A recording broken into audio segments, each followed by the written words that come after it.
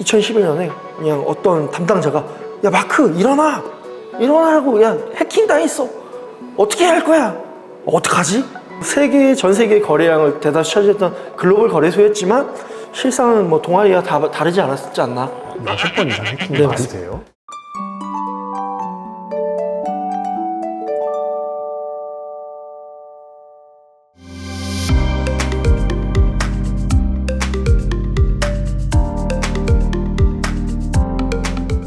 출금이 많이 난다 그러니까 최근은 아니지만 그래도 이번 사이클에 어떤 한 거래소가 떠오르기는 하네요.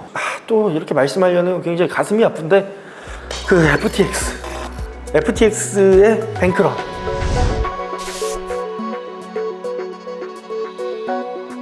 뭐 좀 더 디테일한 코인런이라고도 표현할 수 있을 것 같은데요. 그 마운트 곡스를 FTX로 바꿔도 사실 다르지 않을 것 같고요. 그리고 역시 이러한 문제는 저희가 중앙거래소를 사실 굉장히 많이 신뢰하다 보니까 지금 보시는 차트처럼 갑자기 이 차트가 절벽처럼 뚝 떨어지는 것을 볼 수 있는데 비트코인은 이렇게 출금만 빡 하더라. 그 다음에 뭐 나중에는 이제 해킹도 또 당하지만 그러니까 이러한 것들이 사실은 2014년에서부터 최근까지 막 크게 달라진 게 없지 않느냐. 역사는 반복되는 것 같네요. 맞습니다. 그래서 이제 말씀하신 것처럼 14년에 배웠어야 될 교훈을 우리가 여전히 해결하지 못하고 있기 때문에 괴롭히는 저희의 실수가 아닌가 싶고, 그러니까 굉장히 이때 당시도 어떤 이제 유명한 이제 사업가분의 이 레딧의 포스팅을 제가 가져왔는데요. 똑같습니다. 550개의 비트코인이 잃어버렸대요. 지금 생각하면 굉장히 큰데, 근데 비트코인이 잃어버렸고, 내가 더 잘했어야 되는데, 내가 너무 신뢰했다. FTX 이런 거 굉장히 많이 받고, 혹은 지금 다른 어떤 최근의 거래소들의 해킹 사건이나 이런 것들을 보더라도 크게 다르지 않은데, 정말 계속 반복되는 게 아닌가라고 생각이 듭니다. 똑같은 문제가 계속 터지는데, 그러면 이 크립토 산업 자체에서 뭔가 좀 자정작용으로 거래소 파산 리스크 대응할 수 있는 방법은 없나요? 거래소, 프로브 오브 리저브라는 이제 개념이 좀 더 본격화됩니다. 예전에도 사실 이런 개념은 있었습니다만, 좀 더 거래소를 블록체인 데이터를 통해서 실시간 투명성을 강화해야 된다라고 해서 거래소가 그럼 실제로 이 비트코인을 잘 갖고 있나? 라는 것들을 이제 보고 싶다라는 니즈가 더욱 커진 거죠. 그래서 크립토컨트와 같은 다양한 이제 블록체인 그런 온체인 데이터들을 다루는 곳들에서 이러한 진짜 실제 갖고 있는 것을 증명하는 그런 대시보드를 만들거나 이런 것들을 하고 있고, 또 거래소 역시도 거래소가 지갑을 이동하는 것이지만 해킹을 당한 것이 아니야. 왜냐하면 그 행위 자체는 비슷하게 오해를 할 수 있기 때문에 그런 것들에 대해서 오해하지 말라고 적극적으로 소통하는 그런 모습들을 또 확인하실 수 있습니다. 그럼 이제 이번에 프루프 오브 리저브 거래소 잔고증명으로 이제 번역을 할 수 있는데, 그걸로 거래소가 어떤 자산을 들고 있는지는 실시간으로 확인할 수 있다, 이 말씀이시죠? 맞습니다. 그럼 좀 나아진 거네요. 그래도 이용자들 입장에서는 중앙거래소 돈을 빼야 되는지 말아야 되는지 확인할 수 있을 것 같습니다. 그럼 이제 잔고는 해킹을 당하는 걸 실시간으로 확인할 수 있지만, 또 거래소에서 취급하고 있는 정보들이 많잖아요. 잔고 말고도 뭐 소비자 아니면 유저 정보라든지. 마운틴 곡스 때는 그런 게 털린 게 없었나요? 안타깝게도 말씀하신 것처럼 마운트 곡스의 그런 고객 DB가 한번 유출이 됩니다. 심지어 그것을 뭐 팔겠냐 이런 그런 글들도 당시에 레딧에 있었는데요. 사실 지금 시점에 국내에서 개인정보에 대한 유출이나 이런 것들은 굉장히 심각한 문제입니다. 그렇죠. 그리고 사실 거래소 계신 분들도 이런 것들은 보기 열람하는 것이 굉장히 어렵다라고 저는 알고 있습니다. 그만큼 뭐 개개인들의 거래 정보나 이런 것들은 정말 되게 확실하게 관리가 되고 있다라는 반증인데요. 근데 역설적으로 어쨌거나 이 당시에 이제 고객 정보 유출이 되면서 이 고객 정보들의 다양한 또 분석이 이루어집니다. 그래서 저는 좀 이 데이터를 보는 사람은 굉장히 흥미로웠던 것은 11년 4월부터 13년 11월, 뭐 14년 2월까지는 아니지만 13년 11월까지 상위 500명, 거래 굉장히 많이 한 500명에 대해서 매매 데이터를 패턴화를 좀 했더니 뭐 이런 식의 좀 특이한 것을 볼 수 있는데요. 145명의 굉장히 그 고래들이 또 있고, 그렇지 않은 약 281명의 일반 개미들이 또 있었고, 나머지 한 34명 정도의 봇이 있고, 또 여러 15개의 시스템 결함이 있더라. 그래서 만약에 여러분들이 관심이 있다면 이 사이트에 들어가서 클릭을 해보시면 정말로 어떻게 사고 팔고 하는지, 나는 어디에 적합한지 좀 한번 확인과 반성의 시간을 좀 할 수 있지 않을까. 이 당시에 이제 보트레이딩은 사실 지금은 되게 일반적인 건데 이 당시에는 좀 혁신적인 걸 수도 있었겠네요. 맞습니다. 뭐 이 당시에도 역시 아무래도 비트코인 기술에 밀접한 분들이 또 있을 수 있다 보니까 봇 같은 것들이 이제 많이 쓰이는데 이 당시에 또 인상적인 봇이 하나 있었습니다. 그 윌리 봇이라고 해서 사실은 그 창업자 마크가 이제 썼던 조작했다라는 이제 봇이라고 알려진 것인데요. 여기 보시면 이제 2013년 이제 하반기에 적극적으로 사고팔고를 굉장히 많이 합니다. 즉, 이 봇을 통해서 인위적으로 거래량을 늘리거나 너가 시세 조종을 한 것이 아니냐라고 이제 혐의를 받게 되고, 근데 결국 종국에는 좀 궁금한 게 뭐 거래소 자체가 스프레드를 좀 두텁게 하려고 아니면 수수료를 좀 더 많이 끌어내기 위해서 봇을 운영하는 게 뭐 물론 문제가 될 수도 있지만 사실 지금 생각해 보면 그렇게 큰 문제가 아닐 수도 있어요. 근데 윌리 봇을 굳이 짚으신 이유가 뭔지 좀 궁금합니다. 그때 당시 사실은 이 봇을 그럼 왜 운영했을까라고 하면 정말 말씀하신 그런 순수한 그런 유동성 공급 측면이 아니라 이미 오늘 서두에 설명드린 마운틴 곡스에 이미 밸런스가 바닥이 나고 있었습니다. 바닥이 나고 있었기 때문에 이미 얘도 그것을 인지했었습니다. 그런데 그걸 메꾸기 위해서 자기가 사고팔고 조작을 하면서 메꿔보려고 하는 시도였기 때문에 이게 굉장히 더 위험한 행위였다라고 사실 판단을 하고 있습니다. 그래서 결국 메꿨나요? 메꾸지 못하고 결국에는 잃었다라고 이제 조사들은 판단하고 있고요. 네. 근데 또 사실 잃었다고 하지만은 또 사고 살 때 뭐 이익을 본 사람들은 있었을 거고 팔 때 또 이 사람으로 인해서 사실 손실을 본 오히려 투자자들에겐 굉장히 큰 피해를 끼치지 않았을까라고 생각을 하고 있습니다. 그래서 사실 뭐 요런 거 사례가 이때 당시에는 이제 시장 조작, 조종 혹은 이런 행위들이 그러면 이때 마운틴 곡스 이후로 또 지금도 이런 것들이 다양한 알트코인에서 유사한 행동을 사실 보여질 수도 있고 하지만은 뭐 최근에 사실 국내 이제 바이낸스 사례에 굉장히 크게 좀 이 데이터를 보는 분들에게는 좀 유명했던 사례가 하나 있어서 그래서 하나 가지고 왔는데요. BUSD라고 하는 스테이블 코인과 BNB라고 하는 거래소 자체 토큰. 그러니까 아까는 이제 비트코인 하나 가지고 이렇게 좀 뭔가 보수로 사고팔고를 했다면 이제 이때는 좀 더 대담하게 스테이블 코인과 BNB라고 하는 자체 토큰을 통해서 이 차트를 보시면 빨간 선에 맞춰서 사실 이것들이 BUSD가 패깅이 되어 있고 이게 정말 리짓한 그 수량인데 그것보다도 훨씬 많은 녹색이라고 하는 것은 더 빨리 더 많이 발행을 그냥 먼저 해버립니다. 담보가 부족한 상태에서 먼저 발행을 해버리는 거죠. 그냥 먼저 기계적으로 토큰상 찍어버리고 근데 그 토큰상 찍어버리는 것들을 또 만회하기 위해서 BNB 가격이 또 드라마틱하게 올라갑니다. 그러니까 BNB 가격이 올리면서 BUSD가 또 이렇게 먼저 발행이 되면서 이렇게 사고팔고 했지 않겠느냐라고 이렇게 추측하시는 분들이 또 있고요. 이게 그 팍소스 폐지되면서 블룸버그 기사 봤었던 것 같아요. 이 BUSD랑 BNB 관계 관련해서.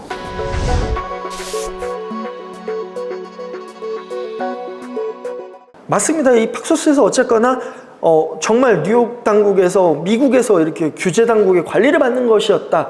그래서 안심하고 쓸 수 있다라고 이렇게 BUSD가 되게 런칭을 하고 홍보도 하고 했었지만 보통 일반적으로 많이 봤던 이더리움 체인이 아니라 BNB 체인에서 이런 행위가 일어나면서 모니터링이 좀 쉬쉬했을 수도 있고 그러다 보니까 어쨌거나 펌핑을 하고 그것을 메꾸고 뭐 이러한 또 조작 행위에 대해서 많이 의혹을 갖고 있고 그러다 보니 이런 것들에 의심을 받으면서 결국에 BS는 폐지의 길을 걷게 됐죠. 앞서 말씀드린 것처럼 역사가 계속 반복되기는 하네요. 이 똑같은 게 알트코인에서 또 반복되는 거니까.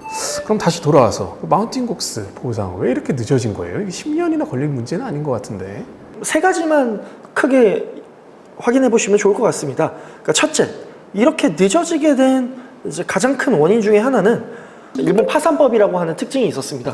어떤 특징이 있나요? 일본 파산법이라고 하는 것은 일단 이 당시에는 파산 시점에 엔화 가치로 채권자들의 청구액을 지급해 주기로 되어 있습니다. 무슨 말이냐라고 하면 2014년 2월에 파산을 했는데 파산을 했을 때 파산한 자산, 비트코인이 이때 당시에는 재산으로 인정받기 어려웠지만 근데 파산을 했을 당시에 뭐 비트코인 한 개가 480달러 였다라고 치면 뭐 엔화 가치로 또 계산을 해야겠지만 편의상 달러로 얘기해 보면 그러면 이 절차가 끝나고 이 채권자들에게는 너 비트코인 한 개 갖고 있어? $480에 상하는 엔화만 주면 됩니다. 1%도 안 되네요, 지금은. 하지만 이게 보면 시간이 지나면서 2017년 막 이렇게 보면 가격이 뭐 $2,000, $20,000까지 올라가지 않습니까? 그러면 마운트 곡스가 갖고 있는 비트코인의 가치는 뭐 15배 이상 올라가는데 내가 받을 수 있는 건 파산 시점에 $480 밖에 못 받게 되니까 오히려 마운트 곡스는 돈을 벌게 됩니다. 그러니까 이게 맞지 않는다. 그리고 사실 이때 당시에 이 CEO가 마크가 레딧에 글을 남겼는데요. 나는 절대 돈을 받기를 원하지 않는다. 난 여러분들 주고 싶다. 근데 여기 뒤에 이제 설명이 쓰이는데 굉장히 살해 협박이 많고 굉장히 잠도 못 자고 굉장히 그런 위기에 많이 시달렸다고 합니다. 그렇기 때문에 오히려 나는 적극적으로 파산 이 신청이 아니라 민사 재생 절차를 꼭 밟아야 된다. 그래서 이 가치에 맞게 돌려줘야 된다. 라고 하는 과정이 일단 가장 큰 허들이었습니다. 충분히 그럴 수 있겠네요. 그리고 두 번째로는 그러면 민사 절차로 바꿔서 나눠주면 되는데 그 과정에 갑자기 트러블 메이커 하나, 코인랩이라고 하는 거래소가 하나 끼어 들어옵니다. 나 마운트 곡스랑 제휴를 해가지고 나는 이제 북미 쪽, 유럽 이쪽에 뭔가 파트너십을 맺고 그 거래소들을 내가 좀 더 받아보려고 했었다. 라고 했는데 마운트 곡스가 그런 것들을 적극적으로 도와주지 않았다. 고객 정보를 뭐 이런 것들을 제공을 잘 안 해줬다. 뭐 이런 식으로 해서 소송을 제기합니다. 그러면서 파트너 계약 위반에 대해서 얘기를 하면서 뭐 $7,500에 소송을 제기했지만 또 비트코인 가격이 올라가니까 2017년 6월에는 160억 달러로 또 금액을 올립니다. 그러니까 이러면서 계속 이 시간이 지연이 되고 또 이 소송에 대해서 어떻게 협의를 한다든지 어떻게 할 것이 이러면서 또 사실 마운트 곡스가 민사재생 하기만 해도 뭐 벅찰 텐데 또 이걸 해결해야 되니까 또 절차가 길어지는 또 문제가 있는 거죠. 그러니까 어쨌거나 이 법적 분쟁과 지급 지연에 대해서 또 절차가 굉장히 어렵습니다. 그래서 제가 그냥 어떤 퍼센트나 이런 것보다도 여기에 참여한 사람들을 한번 설명드리고 싶어서 가져왔는데요. 초기 그냥 상환받고 싶은 채권자들, 그리고 마지막에 상환받고 싶은 채권자들, 그리고 그 다음에 이제 여기에 좀 고래격에 해당하는 그런 아까 거래소나 마운트 곡스의 이제 직접적인 이해 당사자인 MGIF라고 하는 이런 여러 당사자들이 끼어 있습니다. 그렇기 때문에 이 절차가 다 끝나고 해서 어떻게 지급될지는 여전히 미수지수고 뭐 10월 말까지 이걸 지급해야 한다고 하지만은 또 이 과정에 또 어떤 것들이 변수가 또 생길지는 사실 모르는 부분이다 보니까 그러다 보니까 사실 이제 맨날 언론에서 나오는 초기 상환자들, 그러니까 초기 지급받고 싶어하는 사람들에 대해서 여기에 더 집중이 되는 것이 아닌가. 그래서 이러한 과정의 각각의 엔티티들을 살펴보시면서 이래서 정말 지연이 되고 어렵고 또 이것이 여전히 지급된다 하더라도 최종적으로 끝나는 것은 또 지켜볼 문제지 않을까라고 확인해 주시면 좋을 것 같습니다. 이 보상 시점에 따라서 또 변동성이 있다는 게 또 다른 리스크 요인일 수도 있을 것 같아요. 이게 아주 길고 긴 역사였는데 그러면 이제 주요 인물들 한번 총정리 한번 해주시면 한 6명 정도가 굵직하게 좀 꼽을 수 있을 것 같습니다. 대표적으로는 이 마크한테 거래소를 넘긴 맥갤럽이라고 하는 사람, 이 창립자라는 사람을 한번 꼽아볼 수 있을 것 같고요. 근데 이 사람이 인터뷰에서는 넘긴 게 좀 아쉬웠다. 뭐 이런 아쉬움을 토로하기도 했고요. 그 다음에 사실 저는 여기서 가장 좀 뛰어난 사람이 누군가, 큰 헌신을 한 사람이 누군가 하면 닐슨이라고 하는 이 조사자입니다. 오늘에 봤던 이 온체인 분석이나 이런 것들에 이 개인이 정말 했던 기여도가 굉장히 상당히 크고 이러한 정말 이때 당시에서부터 온체인 데이터를 지금처럼 어떤 툴이 있거나 하지 않았을 텐데 오히려 이런 데이터들을 보면서 정리한 이분의 기여도가 사실 온체인 데이터 분석하는 사람으로서 가장 크지 않은가라고 살펴볼 수 있고 뭐 가장 나쁜 놈은 사실 누가 뭐라 해도 추락자라고 하는 이 사건과 회사 해킹 사건을 겪고 추락을 겪고 뭐 이런 것들 개선을 잘 못했던 그 마크를 꼽을 수 있고 좀 아쉬웠던 사람이라고 한다면 패그라고 하는 사람인데요.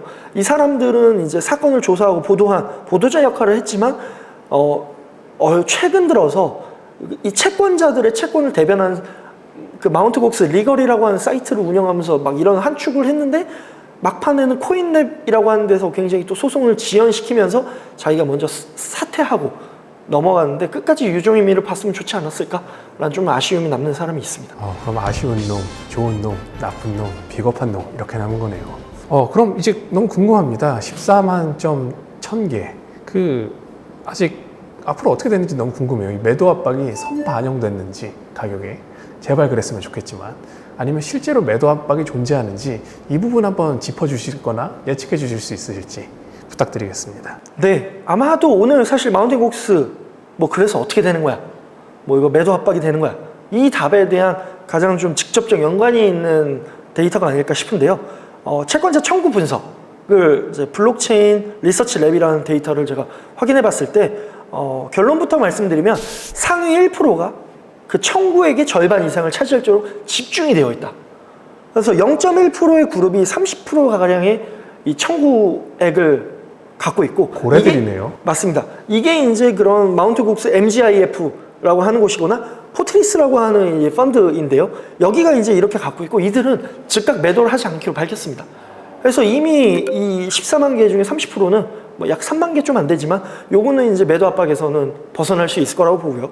그리고 어쨌거나 50% 이상이 또 1%가 갖고 있기 때문에 굉장히 고래에 집중이 되어 있다. 하기 때문에 이들은 아까 보신 것처럼 550개를 갖고 있거나 이런 사람들이었기 때문에 당장의 매도할 압박을 크게 느끼지는 않을 것 같다라고 볼 수 있고 그냥 조금 사족입니다만 요거의 분석을 봤을 때 제가 인상 깊었던 거는 거래소가 110만 개의 계정을 갖고 있었다라고 하지만 실질적으로 청구한 사람은 약 2만 명 정도에 불과합니다. 0.02%에 불과하는데 즉 우리가 거래소들의 이런 유저들을 봤을 때 그러니까 역외 거래소들 바탕으로 봤을 때 바이낸스나 OKX나 이런 거래소들의 데이터들 중에도 사실 이러한 사건들을 비유해서 보면 굉장히 보시나 허수 계정이나 여러 이러한 패턴을 한번 유추해 볼 수 있지 않을까라는 한번 인상 깊은 포인트를 하나 챙겨가면 좋을 것 같습니다. 그럼 말씀 주신 게 2%의 유저만이 청구를 했으니까 실질적으로는 허수가 굉장히 많이 껐을 것이다. 앞으로도 그런 것들을 좀 주목해서 봐야 된다.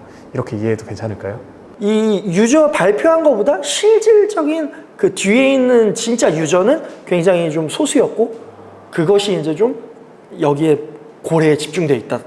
그렇게 이해하시면 좋을 것 같습니다. 감사합니다. 자, 좀 더 이제 구체적으로 그럼 클레임 시나리오를 보면 어떻게 팔 것이냐라고 그 갤럭시 리서치에서 작성한 데이터를 제가 이제 또 가져와 봤는데요. 이때 당시에 잃어버렸던 자산의 15%밖에 돌려받지 못했습니다. 하지만 지금의 그 가치는 140배 이익입니다. 그러니까 15%밖에 못 받지만 140배 이익이기 때문에 굉장히 이분들은 어나더 레벨에 이미 가 계십니다. 그래서 좀 더 디테일하게 이 장표를 설명드려 보면 그 고래들이 받는 거 이런 거 그냥 차치하고 이 14만 1,868개에서 초기 상한을 받기를 원했을 때 11%를 제하고 보면 이제 약 9만 5천 개 정도가 됩니다. 그 중에 이제 개인 약 2만여 명의 채권자들이 받는 것을 감안했을 때는 개인당 약 3.23개 비트코인입니다. 근데 조금 전에 설명드린 것처럼 굉장히 특정 고래들이 쏠려 있고 그럼 이 개인들은 진짜 개인 채권자들은 3개보다도 사실 못 받지 않을까? 평균이 3개라는 것이 그러면 이렇게 됐을 때 매도 압박은 저는 더 약하지 않을까라고 생각을 하고 있습니다. 그 부분이 근데 너무 재밌는 것 같아요. 이 강제로 잠겼는데 전화위복이 돼서 또 오히려 보상 비율은 줄었지만 가격으로는 훨씬 더 값어치가 있기 때문에 안 판다. 이거 너무 재밌는 해석인 것 같습니다. 맞습니다. 제가 그래서 좀 더 이 채권자분들이 어떤 분들이 있을까 한 번 더 찾아봤습니다. 했더니 이제 2011년에 비트코인을 30센트에 산 분. 그때 샀어야 되는데. 인생이 바뀌었는데. 이분이 이제 샀던 이제 그 비장고 비치라고 하는 분이 운영하는 채권자의 텔레그램을 제가 한번 들어가 봤는데요. 아마 지금 이 영어 스펠링을 그대로 다 붙여서 그 골뱅이 붙여가지고 하면 텔레그램도 있고 트위터도 이 아이디로 확인하실 수 있는데 요 분이 운영하는 채널을 들어보니까 그 마운틴 곡스 크레디런 채권자들이란 방에 약 1,700명의 분이 계셨고 물론 저도 자유롭게 들어갈 수 있는 만큼 이분들이 모두 다 채권자는 아닐 수 있고 아까 얘기했던 약 2만 명 대비해서도 10%가 좀 못 미치는 그런 상황입니다. 하지만 그 센티멘트를 확인할 수 있는데요. 최근에 6월 28일 설문을 하나 진행을 하더라고요. 비트코인 받으면 즉각 파시겠습니까? 아니면 어떻게 파시겠습니까? 했을 때 즉각 팔겠다는 약 10%밖에 안 됩니다. 그리고 더 인상적인 건 밑에 이제 대화인데요. 우리들은 보통 팔 생각이 없다. 그리고 오히려 당신들이 팔기를 고래들은 기다리고 있을 것이다. 이 방의 분위기가 좀 이렇습니다. 진정한 맥시네요.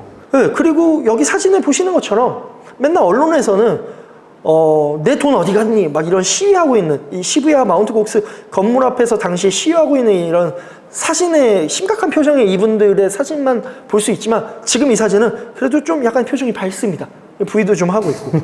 그랬을 때 종합해서 생각해보면 강제 호들링을 했고 그리고 사실 그 누구보다도 비트코인을 먼저 알았고 그렇기 때문에 오히려 지금 이분들은 이걸 팔지 않아도 굉장히 여유로운 수익을 이미 즐기고 있거나 당장에 팔아야 할 사실 이유는 별로 없다라고 좀 볼 수 있어서 이분들 개인 채권자들이 판다는 이런 뉴스는 사실 언론의 프레임이 아닌가. 데이터를 정말 깊게 보거나 이 사람들을 센티멘트를 확인하고 했을 때 이것들에 대한 센티멘트로 우리가 시장에서 누군가 매도하는 것들이 더 큰 것이지 이들이 직접 팔기는 좀 확률상 낫지 않겠냐. 오늘 이렇게 결론 내릴 수 있을 것 같습니다. 너무 마음이 따뜻해지는 결론인 것 같습니다. 감사합니다.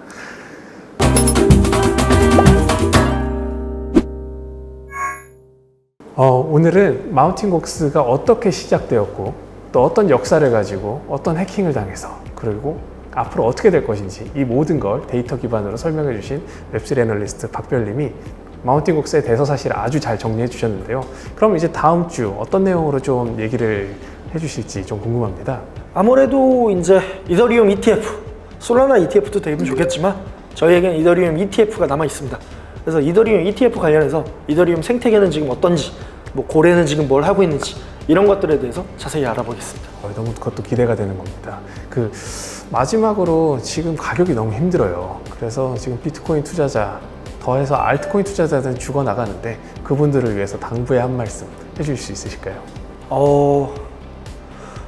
여러분 제 계좌도 놓고 있어서 뭐 크게 도움은 안 되시겠지만 지금은 사실 본인이 목표하시는 거에 따라서 뭐 DCA를 하거나 아니면 손절 범위를 정해서 사실 판단해야 되는 게 뭐 맞지 않느냐라고 이제 정석에 따라야 될 것 같고요.